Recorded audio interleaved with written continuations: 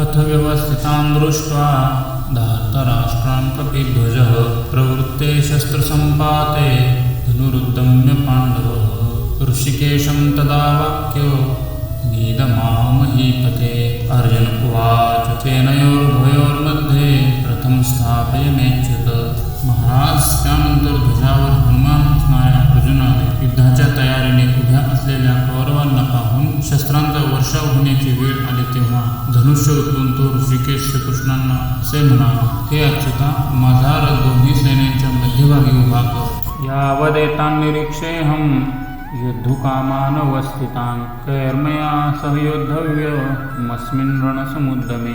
मी रणभूमीवर युद्धाच्या इच्छेने सज्ज झालेल्या या शत्रुपक्षाकडील योद्ध्यांना जोवर नीट पाहून घेईल की मला या युद्धाच्या उद्योगात कोणाकोणाशी लढणे योग्य आहे तोवर रथ उभा करा। योत्समानाने वेक्षेऽहं य तेत्र समागताः धार्तराष्ट्रस्य दुर्बुद्धे युद्धे प्रियचिकीर्षवः।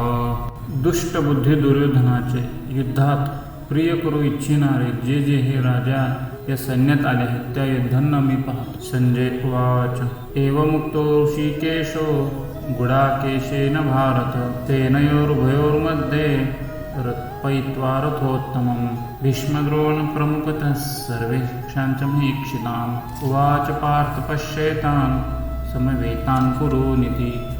संजय म्हणाला, धृतराष्ट्र महाराज, अर्जुनाने असे सांगितल्यावर श्रीकृष्णांनी दोन्ही सैन्याच्या मध्यभागी भीष्म, द्रोणाचार्य व इतर सर्व राजांतम रथ उभा करून म्हटले, हे पार्था, युद्धासाठी जमलेल्या या कौरवांना पहा। तत्र पश्य स्थितान् पार्थ पितॄन् पितामहान् आचार्यान् मातुलान् भ्रातॄन् पुत्रान् पौत्रान् सखींस्तथा श्वशुरान् सुहृदश्चैव सेनयोरुभयोर। त्यानंतर कुंतीपुत्र अर्जुनाने त्या दोन्ही सैन्यामध्ये असलेल्या काका, आजे, पंजे, गुरु, मामा, भाऊ, मुलगे, नातू, मित्र, सासरे आणि हितचिंतक यांना पाहिले। तान् समीक्षस्य कौन्तेय सर्वान् बंधून् वस्थितान् कृपया पर्याविष्टो विषिदन्निदमब्रवीत्। तेथे असलेल्या त्या सर्व बांधवांना पाहून अत्यंत करुणेने व्याप्त झालेल्या कुंतीपुत्र अर्जुन शोकाकुल होऊन असे म्हणाला,